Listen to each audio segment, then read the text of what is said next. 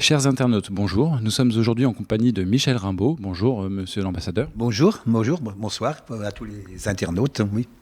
Alors, vous êtes ancien ambassadeur de France en Mauritanie, au Soudan et au Zimbabwe. Oui. Vous êtes un grand connaisseur du Brésil puisque vous y avez vécu plusieurs années, 3 ans. Oui, 4 ans, même 4 ans. 4 ans et demi, oui. J'y ai vécu 2 fois, en fait. Oui. 3 ans et demi et puis 1 an. 1 an et 3 ans et demi, plus exactement. D'accord. Vous êtes professeur au Centre d'études diplomatiques et stratégiques, le CEDS. Oui, le Centre d'études diplomatiques et stratégiques, c'est à Paris. En fait, c'est un institut privé d'enseignement supérieur en relations internationales et diplomatiques. Voilà. D'accord. Et vous donnez régulièrement des conférences, vous participez à des conférences, on peut dire, par exemple, on peut citer pour l'Académie de géopolitique de Paris, donc des colloques qui sont essentiellement liés à la géopolitique. Oui, c'est ça. Oui, je suis assez souvent invité, donc je participe ou j'écoute, tout simplement. Il m'arrive de participer. Là, j'étais actuellement à l'école de guerre, je venais participer à une table ronde dans le cadre de mes activités au CEDS. Je précise qu'ambassadeur, je suis à la retraite, et donc je travaille au CEDS, le Centre d'études diplomatiques et stratégiques, voilà, à Paris. Et puis je contribue à des ouvrages collectifs, et j'ai écrit 2 ouvrages. Alors justement, j'allais en parler, Tempête sur le Grand Moyen-Orient, qui vient de sortir là récemment, il y a un mois, aux éditions Ellipse. C'est ça, Tempête sur le Grand Moyen-Orient. Le Grand Moyen-Orient, j'y tiens beaucoup parce que le grand, ça veut dire qu'on est dans le Moyen-Orient, aux limites que lui fixe selon ses pulsions George Bush et les gouvernements américains. Il s'agit d'un Grand Moyen-Orient qui couvre non seulement le Moyen-Orient, mais qui va de la Mauritanie jusqu'au Turkestan, en Chine, en Indonésie, en Malaisie. C'est très extensif et qui va pratiquement de Moscou à l'Équateur. Hein. Donc c'est vraiment un Grand Moyen-Orient. Et vous avez écrit également le Soudan dans tous ses états aux éditions Karthala, donc il y a 2 ans. Oui, auparavant, sur l'histoire du Soudan, parce que j'étais ambassadeur au Soudan pendant plus de 5 ans, 5 ans et des poussières. Et donc j'ai écrit sur l'histoire moderne et contemporaine du Soudan et sur ses aventures, d'ailleurs qui rentrent tout à fait dans le cadre du Grand Moyen-Orient de George Bush également. Oui, que vos interventions donc, dans ces colloques de géopolitique concernent essentiellement donc, l'Afrique et le Moyen-Orient. L'Afrique et le Moyen-Orient, oui, mais enfin globalement, oui, je m'intéresse aussi, on est amené à s'intéresser au Caucase, aux Balkans, à l'Ukraine, à la Russie, les BRICS, en fait, et le monde entier. Finalement, le monde est un grand village, plus que jamais. Oui. Vrai, depuis au moins 5 siècles, le monde est globalisé. Oh, oui, depuis 5 siècles, mais depuis particulièrement, il s'est globalisé très très vite, notamment par ces conflits, globalement. Et il y a tout un conflit actuellement, quand on parle du Moyen-Orient, par exemple, et du Yémen. En fait, il s'agit d'une pièce sur un échiquier, dans un grand échiquier qui couvre l'ensemble de la planète, pratiquement. Ça, j'y tiens beaucoup, oui, mais il n'y a pas de conflits globaux. Il n'y a pas de conflits locaux, de conflits régionaux, ils sont tous globaux, en gros. Eh bien, merci beaucoup de nous accorder cette interview. Donc, on souhaite parler avec vous du Yémen, de la situation dramatique actuellement là-bas.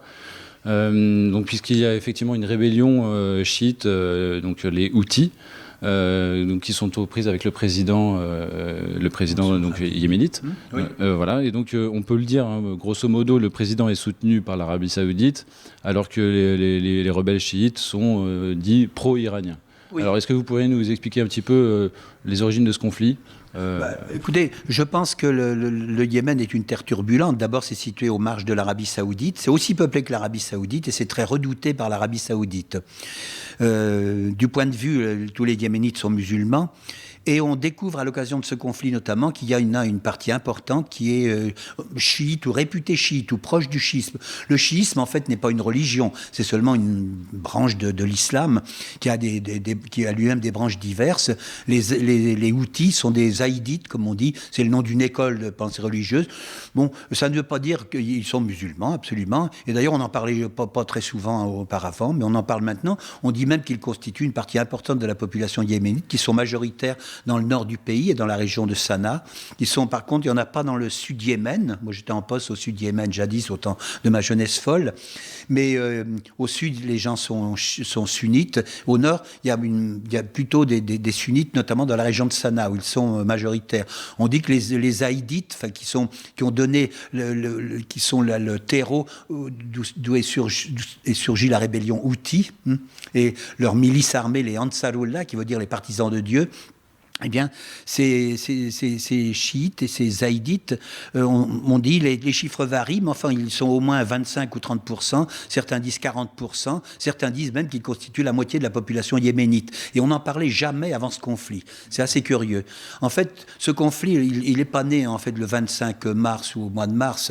Il est né en fait avec les printemps arabes. Il y a eu un printemps arabe à Sanaa, comme on sait, qui visait donc à renverser le président Ali Abdallah Saleh, qui est maintenant l'un des protagonistes, donc qui a été amené à quitter le pouvoir. C'est un printemps arabe qui a éclos comme la plupart des autres en 2011.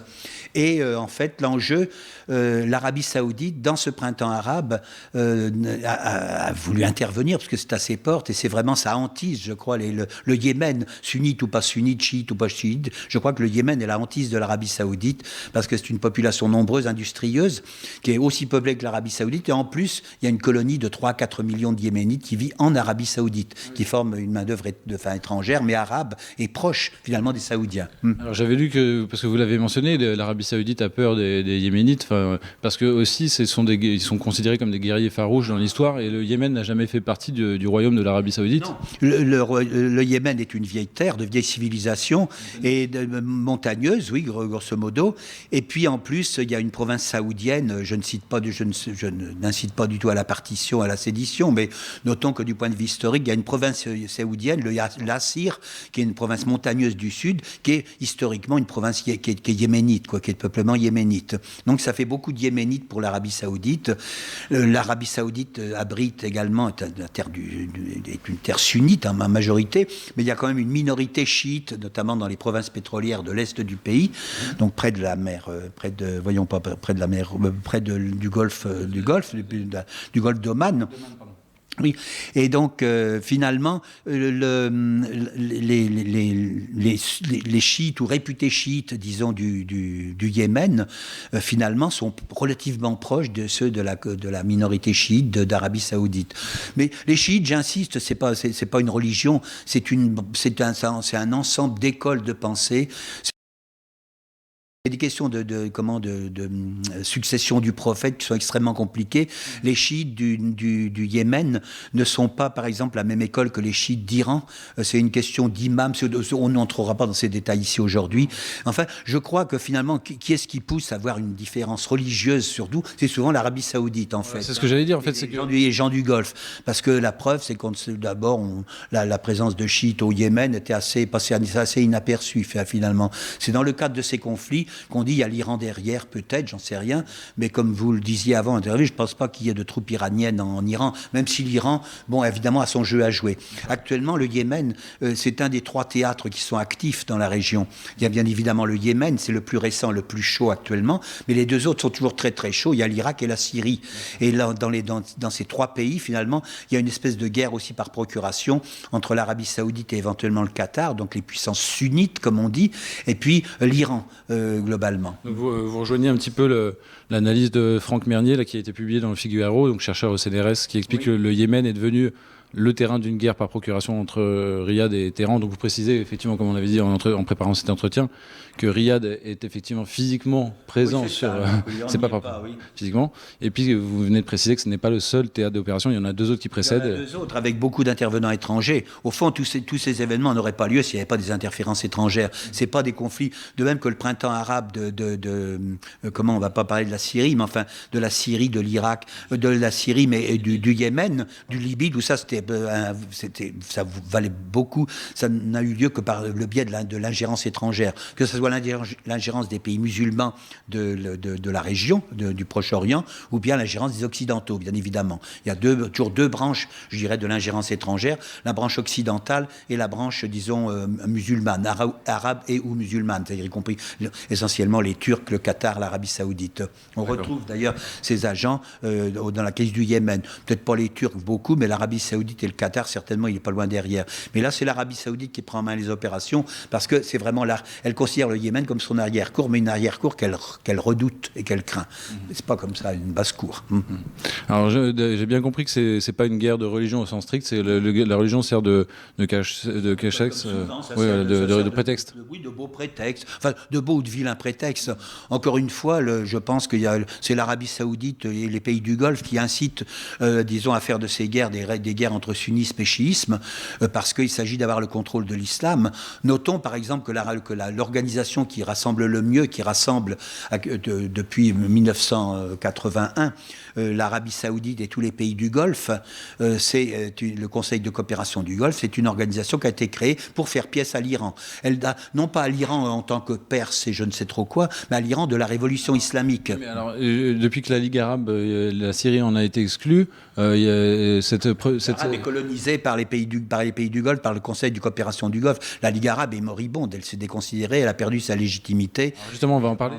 Oui. Alors, parlons des événements, si vous voulez bien, puisque en fait, l'OMS vient d'annoncer aujourd'hui qu'il y a eu 540 morts depuis le 19 mars, que donc les combats font rage vraiment en ce moment. Il y a eu 1700 blessés. Certains craignaient effectivement que les rebelles chiites houthis prennent en fait les positions du détroit de Bab el-Mandeb, puisque c'est par là que transite énormément de pétrole au niveau du commerce mondial. Sûr, oui.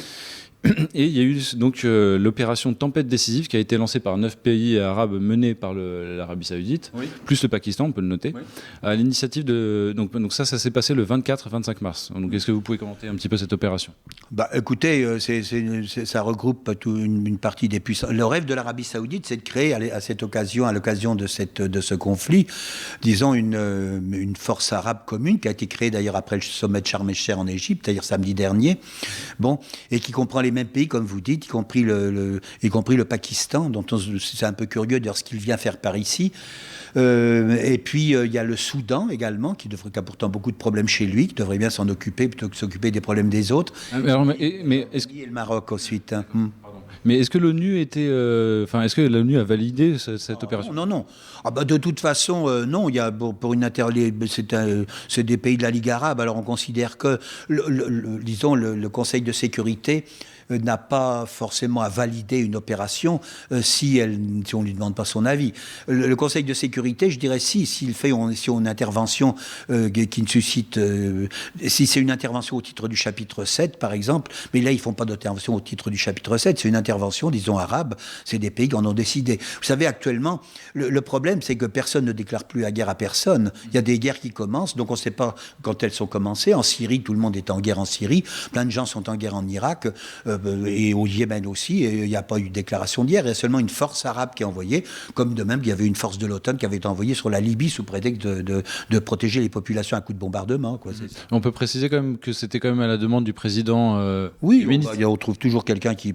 En réalité, il y a deux légitimités, on n'a pas parlé, il y a quand même dans les oppositions, les oppositions binaires, comme certains experts l'appellent, donc il y a cette opposition entre les sunnites et les chiites, mais encore une fois qui me semble un peu artificielle, parce que souvent, quelquefois, il n'est pas facile de voir la différence entre le passage du sunnisme au chiisme. Il y a c'est vrai, c'est un peu un étendard pratique pour rassembler tous les sunnites, puis dire je suis les seuls musulmans sont les sunnites, et sont les musulmans. Même pas tous les seuls musulmans ne sont pas les sunnites, ce sont les wahhabites, c'est-à-dire l'interprétation religieuse de l'islam que donne le wahhabisme, c'est-à-dire la monarchie saoudienne et le Qatar. Et éventuellement les frères musulmans, c'est-à-dire dont l'émanation la plus notable actuellement est le gouvernement turc. Le gouvernement turc est un gouvernement islamiste, c'est pas du tout un gouvernement vaguement dans la mouvance et qui serait modéré et moderne, etc. C'est un gouvernement islamiste du pur jus qui est issu de la mouvance des frères musulmans, ni plus ni moins. Donc une des tendances politiques qui actuellement se verse quand même beaucoup dans l'extrémisme et la violence. Alors pour revenir au Yémen, oui. Vous en avez parlé. Donc il y a eu l'annonce de la création d'une force militaire conjointe faite par la Ligue arabe à Sharm el-Sheikh le 29 mars. Oui. Donc il y avait combien de pays là, à ce moment-là ? Disons, il y a eu tous ces pays des pays sunnites, donc on tente de rassembler toutes les forces sunnites. C'est le meilleur étendard qu'on a trouvé pour faire pièce à l'Iran finalement et aux rebelles, donc aux soi-disant rebelles, houtistes, zaïdites, dits chiites. Mais c'est pas la seule opposition qui a lieu. Il n'y a pas seulement le sunnisme et le chiite. Il y a aussi quand même les deux légitimités. Enfin, celle de l'ancien président Ali Abdallah Saleh, qui avait été chassé, qui avait été mis sur la touche par le biais d'une médiation saoudienne et du Conseil de coopération du Golfe. On n'a pas utilisé la violence, mais on avait mis à sa place donc son vice-président, Mansour Hadi, qui est devenu président. Le président Ali Abdallah Saleh était parti. Tout ça, c'était en 2011-2012. J'ai une question par rapport, c'est difficile de se rendre compte ici, mais à votre avis, quelle est leur légitimité populaire à ces deux présidents, l'ancien et le nouveau? Ali Abdallah Saleh avait une certaine légitimité, le Mansour Hadi aussi. Mansour Hadi, en fait, il y a aussi la polarité nord-sud. Alors Mansour Hadi, vous savez, il y a eu la prise d'abord de Sanaa par les rebelles donc houtistes, donc chiites, ou réputés tels, zaïdites. Et puis après, ils ont marché sur Aden. Ils étaient sur le point de prendre Aden. C'est ça ce qui a déclenché les hostilités. Entre-temps, le gouvernement, disons, de Mansour Hadi s'était réfugié de Sanaa à Aden. Et donc, il aurait été obligé de se réfugier ailleurs si les houtistes l'avaient pris. Sanaa, c'est la capitale. Aden, c'est un port. Aden, c'est un port c'est la ville économique. C'est-à-dire, pendant longtemps, il y a eu deux Yémen. Pour ceux qui aimaient le Yémen, il y en avait deux. C'était très pratique. C'était comme l'Allemagne et comme le Soudan maintenant. Bon, donc il y avait la capitale traditionnelle du Nord Yémen, c'était Sanaa, donc qui est dans les montagnes. Et Aden, par contre, c'était la capitale du sud sud Yémen, qui est devenu indépendant en 1970, quelque chose comme ça, oui. Et donc, qui est devenu en fait un pays qui a été longtemps un pays d'orientation marxiste et allié à l'Union soviétique à l'époque. Hein. Bon, et les gens de la région les gens du Sud Yémen sont globalement, c'est assez grand le Sud Yémen, c'est pas très très peuplé, mais c'est grand. Ils étaient alliés, en Érythrée, la rébellion Érythrée peut-être. Peut-être, mais le régime est un régime marxiste, hein, le Parti socialiste yéménite. Et donc le Nord Yémen était indépendant. Il y avait deux Yémen et on disait que ça faisait un seul pays. C'est vrai que ça forme un seul pays, mais ça n'a été unifié qu'en 1990, les deux Yémen. Il y a eu plusieurs guerres. Moi, quand j'étais en poste au Sud Yémen, j'ai été, non pas le témoin ni l'acteur, mais enfin, je me suis trouvé au Sud Yémen. Quand le Sud Yémen était en guerre contre le Nord Yémen, il essayait de refaire l'unité à partir de Aden. Hein, à quelle époque dans la fin des années 70 déjà. C'est une guerre qui est complètement zappée, personne n'en parle plus. Pourtant, elle a eu lieu, puisque je l'ai rencontrée. Ça a duré combien de temps, alors, vous dites? Ça a dû durer quelques mois ou plus. Vous savez, le Yémen a longtemps été en guerre presque permanente. La guerre qui est très connue, c'est la guerre de 1962 à 1970. En 1962, quand le roi Mohamed El-Badr, qui était la famille, l'imam, disons, qui gérait le Yémen depuis quasiment plusieurs siècles. Bon, eh bien, quand il a été renversé par un coup d'État, et donc à ce moment-là, le Nord Yémen est devenu une république. Bon, à l'époque, il y a eu deux camps. Il y avait l'Arabie Saoudite et la Grande-Bretagne d'un côté, et il y avait d'autre côté Nasser qui avait envoyé des troupes égyptiennes qui ont eu beaucoup de mal. La guerre a duré 8 ans. À la fin des 8 années de 1962 à 1970, le Yémen est devenu une république, et après qui a été en guerre, qui a essayé de récupérer à la décolonisation du Sud Yémen. Donc il y a eu des tentatives d'unification, mais en fait le Yémen a été unifié finalement qu'en 1990, et il y a plein de gens qui n'ont pas digéré cette unification-là. Alors encore, je répète, le Sud Yémen et la majorité c'est sunnite. Le Nord Yémen, donc il y a une grande proportion de chiites, mais il y a beaucoup de sunnites ici aussi, effectivement. Et donc les deux Yémen, c'est vrai que ça forme un seul peuple. Hein. Les gens sont musulmans, ils parlent la même langue, c'est la même ethnie. C'est seulement un système tribal extrêmement compliqué. Donc il y a les sunnites et les chiites, le nord et le sud, et puis Mansour Hadi et puis Ali Abdallah Saleh, le président qui se dit légitime actuellement. Enfin bon, il a été mis en place pour remplacer Ali Abdallah Saleh. Ali Abdallah Saleh n'a pas quitté vraiment l'arène politique. Il était parti aux États-Unis se faire soigner. Il avait été grièvement blessé lors du printemps yéménite de 2011. Il avait été grièvement blessé par une grenade ou une explosion. Il avait été obligé, je crois qu'il a perdu l'usage d'une main. Et après, oui, et il est en Arabie Saoudite ou aux États-Unis, puis après il est revenu, mais il n'a pas perdu du tout le contact avec le monde politique, puisqu'il est toujours le dirigeant du parti du Congrès du Peuple, qui est le principal parti politique du Yémen, quand même, rappelons-le. Oui, et donc il a toujours cette position, et il a des partisans, des supporters. En plus, Ali Abdallah Saleh est d'une famille zaïdite, c'est-à-dire d'origine chiite, enfin ce schisme à la yéménite, mais il a longtemps combattu les chiites quand même. C'était d'une famille zaïdite, mais là maintenant il est plutôt, disons, soutenu par les chiites, plutôt. C'est compliqué le Yémen. Et puis je ne prétends pas du tout de donner une explication. C'est très compliqué de donner une explication claire et nette. Je crois qu'il faut voir toutes ces oppositions, nord-sud, chiisme, sunnisme, et Mansour Hadi et comment il s'appelle, Ali Abdallah Saleh, tous revendiquant d'une représentativité, d'une légitimité. Et puis il y a aussi donc ce conflit, comme vous dites, cette opposition entre l'Arabie Saoudite et l'Iran, ce qui me semble manifeste. Alors justement, il y a un quotidien donc, en Algérie qui s'appelle, j'ai mes petites fiches, qui s'appelle Liberté Alger, pardon, qui titrait donc Être arabe, c'est être sunnite et contre l'Iran. Donc, et c'est vrai, il y avait Le Monde même, j'avais vu quand la force d'intervention régionale avait été créée, même Le Monde avait titré que c'était une force armée anti-Iran. Oui. Ah oui, ça soit une explication, ça dit bien ce que ça veut dire. Ceci dit, c'est complètement idiot ce qu'il raconte. Hein. Être arabe, c'est pas du tout être sunnite ni être contre l'Iran. Je pense que cela dénonce en fait ça, mais je pense que c'est... Ah oui, peut-être que c'est de la caricature. Ah bah si c'est parce que ça m'étonne de l'Algérie qui disent des bêtises comme ça. Oui, mais oui, c'est possible de l'humour, oui, d'accord, c'est vrai. Et donc effectivement, il y a cette opposition entre l'Arabie Saoudite et l'Iran. Qui se livre une guerre stratégique. En fait, je pense que l'Arabie Saoudite, l'Iran, je crois, avait la problématique de s'opposer à l'Arabie Saoudite par procuration en Syrie, mais également en Irak.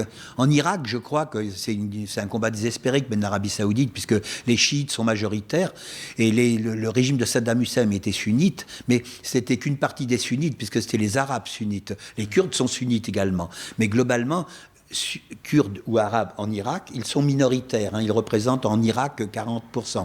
C'est pas vrai au niveau de l'islam. Au niveau de l'islam, les sunnites, c'est la voie royale. Ils représentent 87-88% des musulmans. Les chiites représentent 12 ou 13% des musulmans. Mais ils sont très concentrés au centre du monde musulman, les chiites. Ils sont concentrés au Moyen-Orient. Mais il y a plein de minorités quand même très importantes. Disons, en Irak, ils sont majoritaires. En Iran, ils sont quasiment la totalité de la population, pas tout à fait, mais enfin presque. En Arabie Saoudite, c'est une minorité. Au Bahreïn, ils sont majoritaires.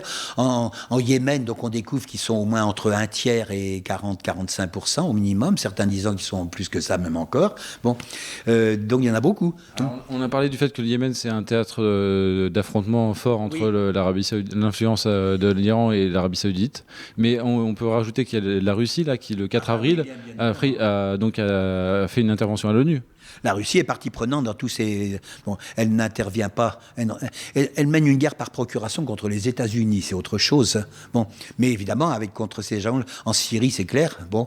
Est-ce que vous pouvez rappeler ce qu'ils ont demandé à l'ONU le 4 avril, parce que je ne l'ai pas précisé? C'était l'arrêt des... C'était l'arrêt des frappes et l'arrêt des combats, enfin l'arrêt des frappes notamment. Oui, mais je crois qu'on peut toujours demander. Moi, je ne crois pas que ça va s'arrêter. Vous savez, les Saoudiens et les gens du Golfe, donc dans l'armée égyptienne est puissante. L'armée égyptienne, à vrai dire, doit avoir certainement de mauvais souvenirs du Yémen. En Arabie, d'ailleurs, de 1962 à 1970, rappelons que dans la guerre du Yémen, pendant 8 ans, les troupes de Gamal Abdel Nasser étaient contre l'Arabie Saoudite. Ils se heurtaient aux Saoudiens soutenus par les Anglais. Maintenant, les Égyptiens ont accepté, mais les Égyptiens sont pris à la gorge. C'est les Égyptiens de Sisi. Les Égyptiens de Sisi. Alors ils sont pris à la gorge parce qu'ils dépendent de l'Arabie Saoudite entièrement du point de vue de leur financement et de l'Amérique. Donc ils sont obligés et ils se sont rapprochés de la Russie et des BRICS, disons, et ce qui était très très mal vu évidemment tant par les Saoudiens que par les Américains. Parce qu'on peut, sans être un grand clerc ou un grand expert en géopolitique, le président précédent de l'Égypte, qui a été lui élu. Oui. Lui, il n'aurait pas soutenu l'intervention de l'Arabie Saoudite, probablement. Non, puisque c'était l'Arabie Saoudite qui a contribué à sa chute. Mais El-Sisi a été élu. Je vous précise, oui, mais Morsi a été élu. D'ailleurs, il avait été élu avec la moitié d'abstention à peu près, et par un score qui n'était pas si faramineux que ça. El-Sisi a été élu avec le même taux d'abstention, mais il a été élu à 80% des voix. Donc, il a été porté par un véritable mouvement populaire, ce qu'on oublie souvent. Mais évidemment, c'était pas les frères musulmans. Morsi, c'était le gouvernement des frères musulmans, donc c'était les ennemis de l'Arabie Saoudite. Là, l'Arabie Saoudite a changé son fusil d'épaule, et donc elle s'est rapprochée du Qatar, de la Turquie, et au fond, il y avait une déclaration du ministre des Affaires étrangères saoudien il y a une ou deux semaines qui disait, ça devait préfigurer un retournement, puisqu'il disait « Oh oui, on nous dit qu'on a plein de problèmes avec les frères musulmans, c'est pas vrai, on a des problèmes seulement avec une petite partie d'entre eux sur quelques sujets. » Alors donc ça présageait d'un retour, d'un virage, autrement dit, que l'on voit à l'œuvre au Yémen. Je pense aussi que les Saoudiens il faut comprendre le contexte global, que les Iraniens étaient en pleine discussion avec les États-Unis, pour ne pas dire l'Occident, c'est avec les États-Unis, donc sur le dossier nucléaire. Et c'est la terreur des Saoudiens de voir que l'Iran revienne en grâce et soit rétabli dans des fonctions qu'il a déjà obtenues, qu'il remplissait déjà au temps du Shah, c'est-à-dire d'être le gendarme de la région. Alors, d'où cette alliance un peu bizarre que certains ont noté, que nous on découvre, enfin que les observateurs connaissaient depuis un certain temps, mais que Le Monde ou d'autres semblent découvrir maintenant, cette alliance un peu bizarre entre l'Arabie Saoudite, Israël et puis certains néoconservateurs. Ou républicains. Oh, ça a toujours été, ça c'est le fond de la sauce, je dirais. L'alliance des Saoudiens avec les néoconservateurs, c'est Israël. Et Israël aussi, sans le dire bien évidemment, mais on n'a jamais vu l'Arabie Saoudite tirer un seul coup de fusil, envoyer un seul soldat ou un seul avion contre Israël. Jamais, jamais, jamais. Ça a toujours été pour détruire des États arabes en fait, c'est sûr. De même, on peut dire la même chose du Qatar, on peut dire la même chose d'ailleurs de la Turquie.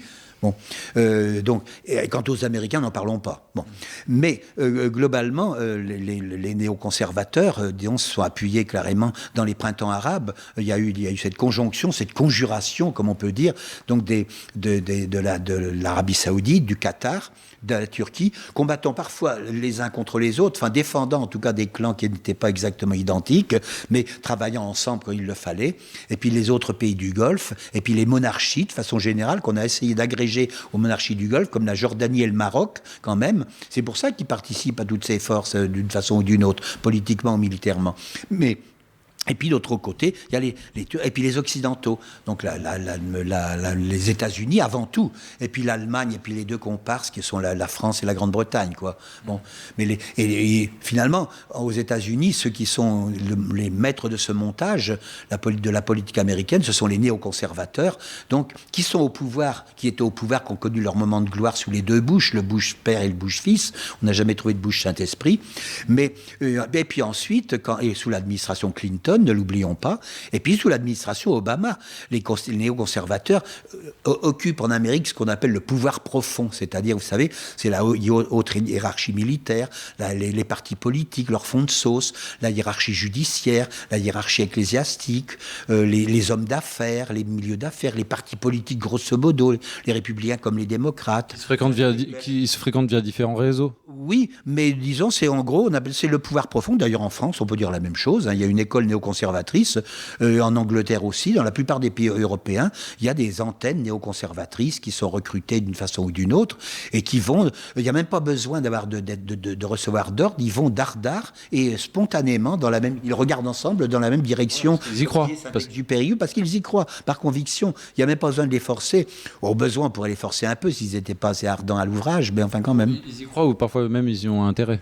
Oh, puis l'intérêt d'y croire n'y empêche. Vous savez, le dossier nucléaire iranien, c'est très intéressant de savoir quand même que, d'abord, ce sont les Américains qui ont initié la coopération avec l'Iran au temps du Shah. C'était le gendarme de la région et ils n'y voyaient pas du tout d'inconvénient.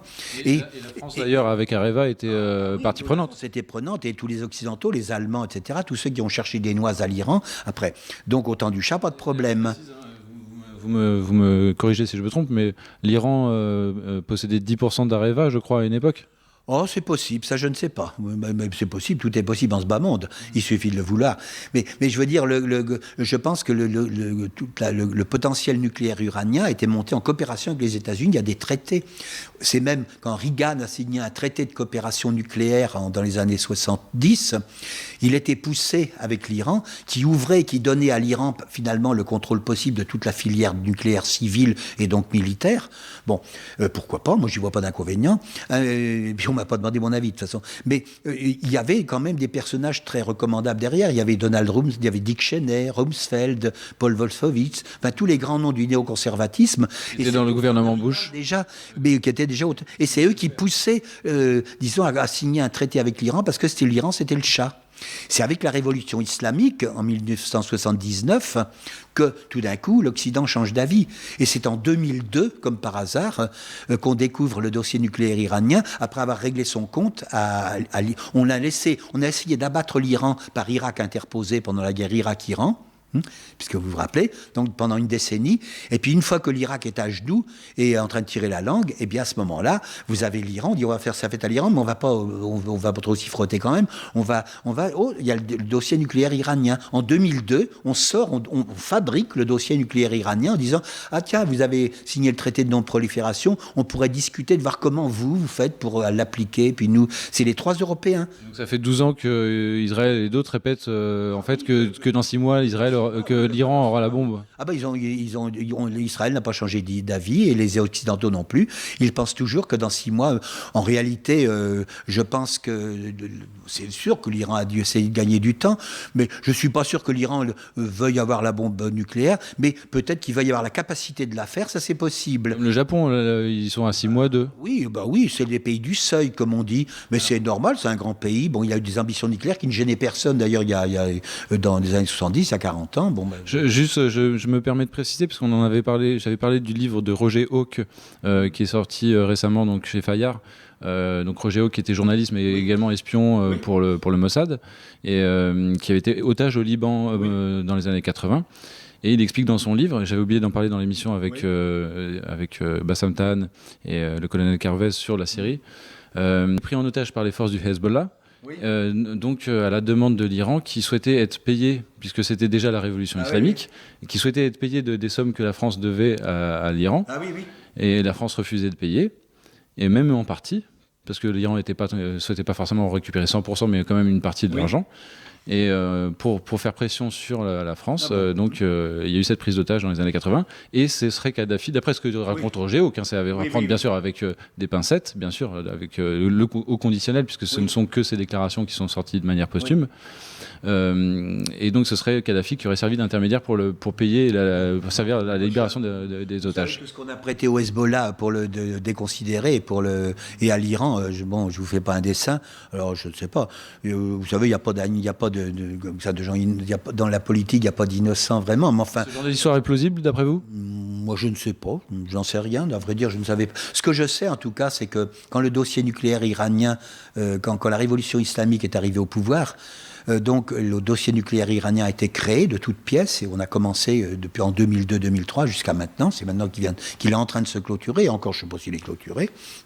Mais il va de soi que ça s'est accompagné d'une rupture de tous les contrats qui étaient passés, les contrats juteux qui étaient passés avec des pays occidentaux, notamment la France, l'Allemagne, pour ne citer les États-Unis, probablement. Et brusquement, tous ces pays, donc y compris le nôtre, ont refusé à la fois de continuer à honorer leurs contrats et sous prétexte que l'Iran voulait se doter de la bombe atomique clandestinement, et en plus, mais on a refusé aussi de leur rembourser tous les milliards qui avaient été versés comme avance pour des services non faits, qui n'ont jamais été remboursés. Il y a ça ne faut pas l'oublier.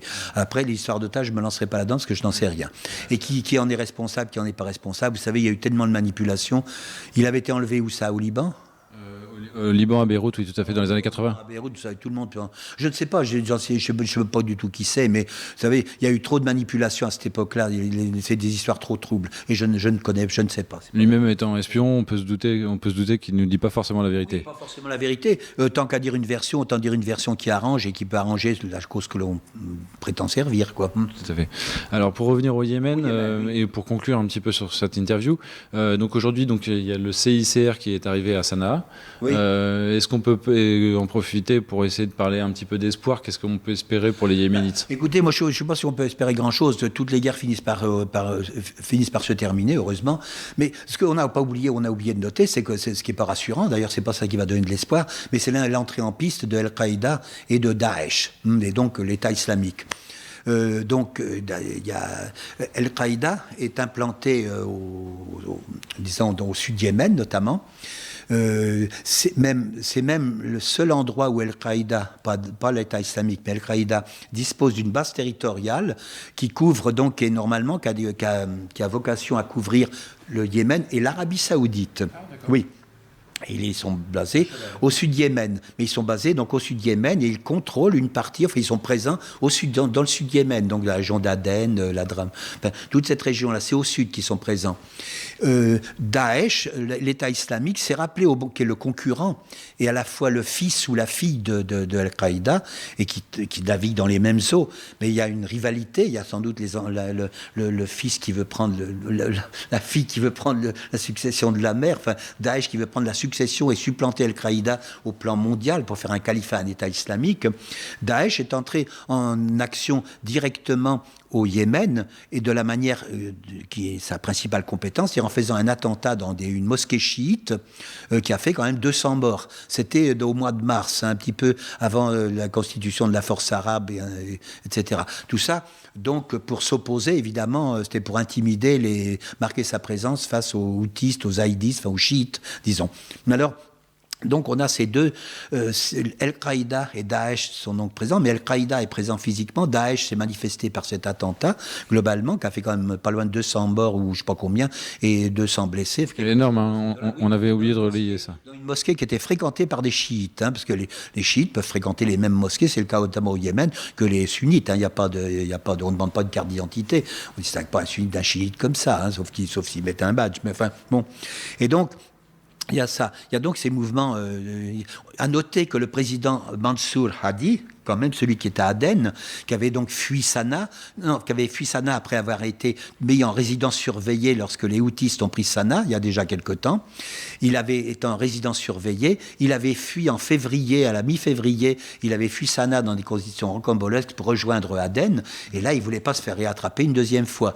Mais Mansour Hadi, finalement, est soutenu par un parti qui s'appelle le parti Al-Islah, en arabe ça veut dire la réforme, et ce parti est l'émanation des frères musulmans yéménites. Et donc, qui dit frères musulmans, après tout, des frères musulmans à Al-Qaïda, l'expérience au Moyen-Orient a prouvé que des fois il y avait un pas qui était franchi parfois.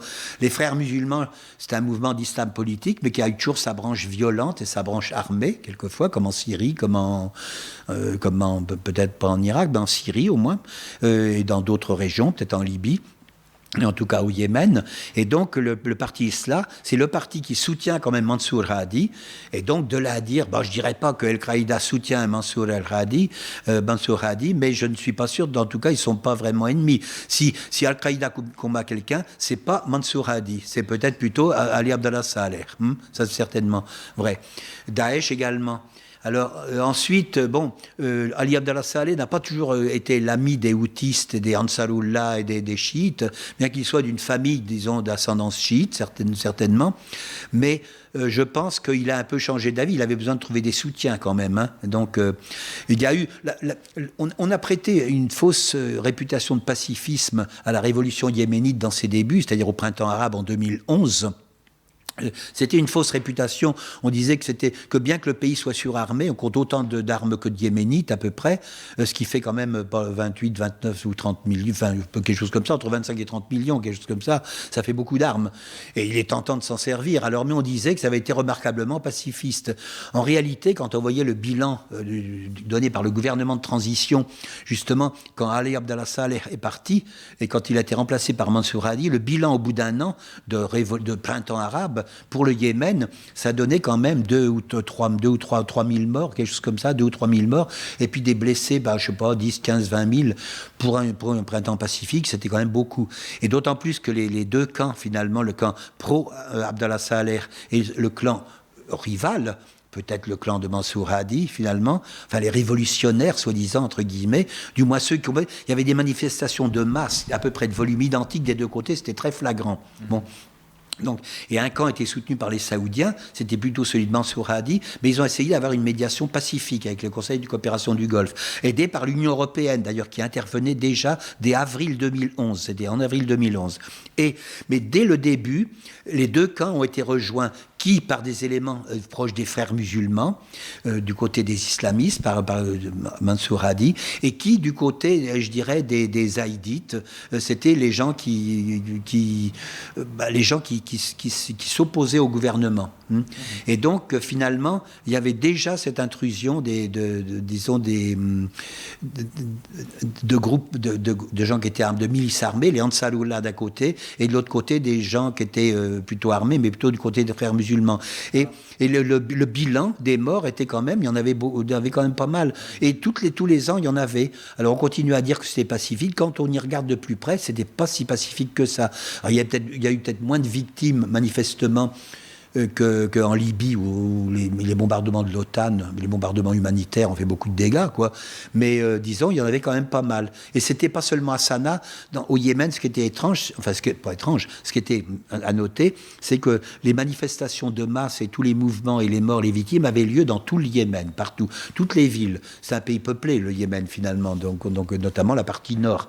Justement, vous excuserez ma méconnaissance, il y a eu une sorte de partition ou de régionalisation entre le Yémen Sud et le Yémen Nord-Yémen. Il y a eu un moment où, dans le cadre de la réforme, et je crois que ça contribue à mettre du carburant dans les conflits, parce que les gens craignaient sans doute d'être marginalisés. Je crois qu'on a voulu, il y avait eu un projet de réforme, c'était l'année dernière, un projet de fédéralisation du Yémen, c'est-à-dire en 5 ou 6 provinces, quelque chose comme ça. Et en fait, il y avait une bagarre pour obtenir le contrôle des régions, de ne pas faire, par exemple, un saupoudrage pour ne pas, disons, anéantir, enfin, faire disparaître ou escamoter la présence, par exemple, des Houthis ou des Ansarullah, etc., ou bien au contraire des partisans de Mansour Hadi. Comme ça se passe aussi en France. Hein, aussi en France, oui, c'est de bonne guerre, mais là, c'est le moment de dire c'était de bonne et de mauvaise guerre, hein, ça, oui. Mais je crois que tous ces clivages, moi je ne prétends pas finalement éclairer vraiment le conflit du Yémen, il faut l'expliquer seulement et voir, moi je pense, les leurs d'espoir, moi je voudrais bien avoir de l'espoir, mais je pense que la force arabe, en tout cas, est assez dangereuse parce qu'elle a une légitimité au point de vue du monde arabe, je ne sais pas, mais en tout cas, elle ne rassemble pas tous les pays arabes, elle en rassemble certains, elle rassemble que des pays sunnites. En fait, c'est semer l'étendard de la division. Alors là, on rejoint effectivement votre journaliste algérien là, qui dit, si c'est de l'humour, je partage son humour, que être arabe, c'est être sunnite. Alors effectivement, ça doit être de la conception des gens qui font partie de la coalition.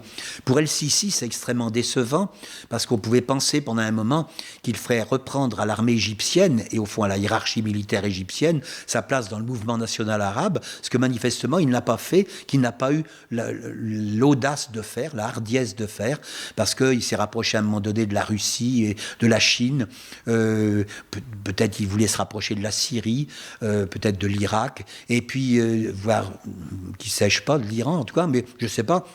Et puis, mais c'est difficile quand on est payé, quand on est soutenu par l'Arabie Saoudite et les États-Unis. Ces deux pays n'entendent pas comme ça. L'Arabie Saoudite et les États-Unis, je vous rappelle pour les néoconservateurs, rappelons quand même qu'ils sont liés par un pacte. Je ne dis pas que c'est un pacte avec du sang, mais c'est un pacte, je ne sais pas s'il est écrit d'ailleurs. C'est le pacte du Quincy, je sais pas, vous savez, qui a été signé à la suite de la Deuxième Guerre mondiale. J'ai appris à l'école, je crois que c'est le pacte pétrole contre armement. Voilà, non, pétrole contre sécurité. C'est-à-dire les États-Unis s'engageaient, l'Arabie Saoudite s'engageait à assurer la sécurité pétrolière et énergétique, non pas des États-Unis qui à l'époque n'en avaient pas besoin, mais de l'Europe occidentale et de leurs alliés finalement, et à faire baisser et à maintenir le prix, à maintenir la production pour maintenir le prix très très bas, parce qu'à l'époque il était très très bas, et à le payer en dollars. Mais à l'époque, personne n'y voyait mal. Et puis, en contrepartie, les États-Unis s'engageaient contre vents et marées à défendre la sécurité de l'Arabie Saoudite et qui plus est, la sécurité de la dynastie saoudienne. Ce pacte a été signé en 1945 pour 60 ans, donc il a expiré en 2005. Il a été reconduit pour 50 ans. On ne sera jamais trop prudent, mais ça fait 50 ans, c'est quand même un bail. Pour 50 ans, il a été reconduit. Donc, il y a toujours un pacte du Quincy. Ce pacte a été assorti d'un arrangement en 1974 ou 73, quelque chose comme ça, d'un arrangement dollar-pétrole, suite au fond, les Saoudiens, encore eux, s'engageant une fois de plus à assurer non seulement l'approvisionnement énergétique des États-Unis et des pays occidentaux, mais s'assurant à maintenir, disons, un niveau suffisant de prix, à ne pas le faire monter trop, éventuellement le faire baisser. C'est toujours eux qui sont à l'origine de la descente vertigineuse du prix du pétrole, c'est l'Arabie Saoudite. Ils acceptent ça. Et à maintenir, à faire en sorte que le plus possible, que le pétrole soit payé en dollars, que tout le commerce du pétrole soit payé en dollars, pour maintenir le statut du dollar qui est menacé de toutes parts. Bon. Et finalement, cet arrangement pétrole-dollar, ça faisait suite à la décision de Nixon, prise entre 71, 72, 73, par étapes, de suspendre la convertibilité en or du dollar. Vous savez que précédemment, quand le pacte du Quincy avait été signé, le dollar, monnaie des échanges, le FMI, tout ça... C'est ce qu'on appelle l'abandon des accords de Bretton Woods. C'est ça, oui, en quelque sorte. Hein, c'est un peu les faire dépérir, en tout cas, si on les abandonnait. Donc, qu'il y avait la convertibilité du dollar en or. C'est-à-dire que tout le monde qui avait $1, vous pouviez aller vous faire rembourser ça dans n'importe quelle banque, à n'importe quel moment. C'était un séisme au niveau du commerce international. Très vite, il a apparu qu'il n'y avait pas assez d'or pour couvrir tous les dollars qui étaient faits par la planche à billets. Les États-Unis, virtuellement, pouvaient acheter n'importe quoi, n'importe où. Jusqu'à maintenant, c'est ça. Tout ce qui était achetable. Oui, mais jusqu'à maintenant, c'est ça. À l'époque, il y avait le communisme et le socialisme. Ah oui, mais à l'époque, disons, maintenant, ils peuvent faire... C'est d'où toutes les initiatives pour couper le monopole du dollar, mais en fait, c'est ce qu'ils font. S'ils peuvent vivre, maintenir leur train de vie, c'est parce qu'ils font fonctionner la planche à billets et que le dollar, c'est un des éléments qui garde le rôle du dollar, qui empêche la perte de confiance totale. C'est que le dollar, disons, tout le commerce du pétrole se fait en dollars. C'est encore une monnaie d'échange et de réserve. Et plus pour longtemps, hein, parce qu'on sait tout ce qui va s'écrouler. On voit que la Chine ne souscrit plus au bon du trésor américain. La Russie, disons, de commerce en rouble et en yuan, enfin la monnaie chinoise. Je pense que la Chine et le Japon font la même chose en yen et en yuan. Je crois que c'est le nom, je prononce mal le chinois, enfin c'est pas grave. Donc, et qu'il y a d'autres pays, il y a l'Amérique latine, il y a les BRICS qui veulent créer un fonds de développement, une banque de développement, il y a plein d'initiatives. L'euro a été finalement une terreur, une fausse terreur, m'a fait une terreur pour les tenants du dollar. Mais on voit que ça n'est pas une alternative. Non, parce qu'on voit que les États-Unis étaient partie prenante. Voilà. Je précise juste un corollaire de ce que vous avez dit par rapport à l'Arabie Saoudite, son accord avec les États-Unis qui date juste après la guerre. Oui. Ça montre finalement que l'allié dans la région, l'Arabie Saoudite est un allié des États-Unis dans la région depuis plus longtemps que Israël, finalement. Bien sûr, Israël, c'est en 67, quand la France a lâché ce rôle. Et donc, c'est les États-Unis qui ont pris le relais. Mais disons, il y a beaucoup de gendarmes et de gens de la région potentielle et de gens qui courtisent les États-Unis pour être leur allié numéro un. Il y a l'Israël, bien évidemment, on ne fait pas un dessin. Il y a l'Arabie Saoudite, pour les raisons qu'on vient de dire. Il y a la Turquie qui appartient à l'OTAN depuis, même avec Erdogan et Davutoglu, qui se veut le bon petit soldat de l'OTAN et qui veut être aussi le gendarme de la région. Et le Vatican du sunnisme, comme on dit. Hein. Erdogan se prend pour le nouveau calife, je crois. L'Arabie Saoudite ne veut pas lâcher parce qu'elle détient les lieux saints. Pour elle, les lieux saints, c'est les lieux saints du sunnisme, mais c'est tous les musulmans qui viennent faire leur pèlerinage à la Mecque. Hein. C'est pas seulement les sunnites. Hein. Beaucoup d'Iraniens d'ailleurs, quelquefois. Bon, il y a l'Iran maintenant qui va rentrer en grâce. Ça va faire. On peut pas avoir 4 gendarmes du monde ça va faire des gendarmes et les voleurs dans le coin. Bon, et donc je pense que c'est. D'ailleurs, si je me permets de dire que dans le Tempête sur le Grand Moyen-Orient, mon ouvrage, il porte certainement sur le Grand Moyen-Orient, mais il porte aussi sur cette tempête, disons, mondiale, qui est autour et à propos des printemps arabes et de l'œuvre, disons, du plan stratégique de déstabilisation de l'Amérique et de l'Occident vis-à-vis du monde arabe et du monde musulman, qu'il y a cette empoignade pour le nouvel ordre du monde entre les BRICS et puis l'Occident qui ne veut pas perdre son monopole. Et je crois que c'est le monde arabo-musulman et dans tous ces printemps arabes et autres, de ceux d'avant et ceux d'après, c'est vraiment le théâtre et c'est l'enjeu de ça. Je pense que de l'avenir des printemps et des révolutions arabes, la Syrie notamment, je crois que dépend l'ordre du monde. Merci beaucoup pour cette interview. Si j'ai bien compris votre propos, en fait, c'est pas pour culpabiliser les citoyens français, mais c'est vrai que la France et l'Angleterre avaient un rôle, enfin surtout l'Angleterre même dans cette région-là, avait un rôle déstabilisateur depuis très longtemps. Maintenant c'est plutôt les États-Unis, avec en arrière-plan aussi Israël, qui est un allié aussi qu'on peut considérer comme occidental, qui déstabilise la région. Parce qu'on pourrait croire que c'est de la faute des peuples de cette région-là qui se tapent sur la gueule tout le temps. Non. C'est un plan, il y a un plan de déstabilisation. D'ailleurs, ce qui est bien, je pense, avec les États-Unis, c'est qu'ils font ce qu'ils disent et ils disent ce qu'ils vont faire. Donc il n'y a pas de mystère. Quand certains vous diront le complot, non, c'est pas un complot. complot, c'est d'une stratégie. C'est pas pareil. Un complot, une stratégie avec des intérêts, le pétrole, le gaz, mais la stratégie, la domination du monde, en toute simplicité. Dans tous les géopoliticiens, cette région que certains beaucoup appellent, moi je l'appelle aussi comme ça, la ceinture verte musulmane, Bush l'appelle le Grand Moyen-Orient, mais ce Grand Moyen-Orient qui s'est enflé en longueur, en latitude, en latitude et en longitude, jusqu'à occuper une part importante de la planète, je pense que c'était un enjeu vital pour ses ressources, son potentiel. Tout le monde, il y avait plein de géopoliticiens qui disaient, et pas des moindres, que si cette région arrivait à créer des entités qui soient puissantes, disons, ou encore mieux à s'unir, qu'ils deviendraient les maîtres du monde. Donc il faut les empêcher. Donc, ou il faut s'en faire des alliés. Si ce n'est pas des alliés, il faut les détruire. Et les diviser en morceaux. Oui, les découper en petits morceaux et en rondelles pour maintenir les intérêts des États-Unis, de son allié privilégié, et puis de ses autres alliés, finalement. Et donc là-dedans, il trouve facilement des gens qui lui prêtent la main. C'est la Turquie, l'Arabie Saoudite, le Qatar, quelques autres pays, les monarchies de façon générale. C'est pas le hasard. Dans les révolutions arabes, que voulez-vous, il y a eu des révolutions partout, sauf dans les monarchies. C'est quand même étrange. On a très peu entendu parler du Bahreïn. Et la seule où il y a eu lieu, c'était le Bahreïn, effectivement, et ça a été réprimé dans le sang, enfin quand même, violemment, et on n'en a pas parlé ici. Tous les intellectuels, aucun d'entre eux n'a été surpris de voir qu'il n'y avait jamais de révolution dans les monarchies, que c'était que dans les régimes républicains, après tout, alors qu'on qualifiait à l'occasion de dictature. Il y avait beaucoup d'exagération aussi. C'est vrai, il y avait des tyrans, des oppresseurs, c'est vrai que c'est pas forcément des modèles de démocratie. De là à dire que c'était tous des massacreurs, des tyrans et des gens sanguinaires qui avaient le sang qui dégoûtait, c'est faux. C'est faux, par exemple, pour Bachar el-Assad. C'est pas ni un tyran ni un massacreur. Bachar el-Assad, je me permettrai de dire ça, il est considéré par les Syriens qui vivent en Syrie, par la majorité du peuple, il est considéré comme le rempart de la Syrie. Que s'il s'en va, mon Dieu, ça va être tous les sauvages qui ont envahi les mercenaires, les sauvages de Daesh, de l'État islamique, du Jebhat el-Nusra, du Al-Qaïda, tous les groupes islamiques, leurs alliés turcs, les Américains, les Français, les Anglais, les Turcs, les Saoudiens, les Qataris, etc., tous les pays du Golfe, les Syriens n'ont pas du tout envie de voir ça. C'est une société tolérante avec des minorités musulmanes, qu'elles soient chiites, alaouites ou autres, etc. Et puis des minorités non musulmanes comme les minorités chrétiennes. Et c'est une terre traditionnelle de tolérance. Et c'est ce que les extrémistes qui se battent en Syrie ne veulent pas. Ils veulent délivrer qu'il n'y ait plus de minorité ni non musulmane, ni de minorité musulmane, que ce soit que les sunnites. C'est pour ça, le journaliste algérien, il n'avait pas tort. Du point de vue de l'humour, c'est vrai que c'est une façon de présenter les choses, est arabe celui qui est sunnite, et puis voilà, puis point final. Il n'y a rien d'autre. Eh bien, Michel Rimbaud, merci beaucoup pour vos éclairages. Je rappelle votre ouvrage « Tempête sur le Grand Moyen-Orient », sorti aux éditions Ellipse il y a un mois. Oui.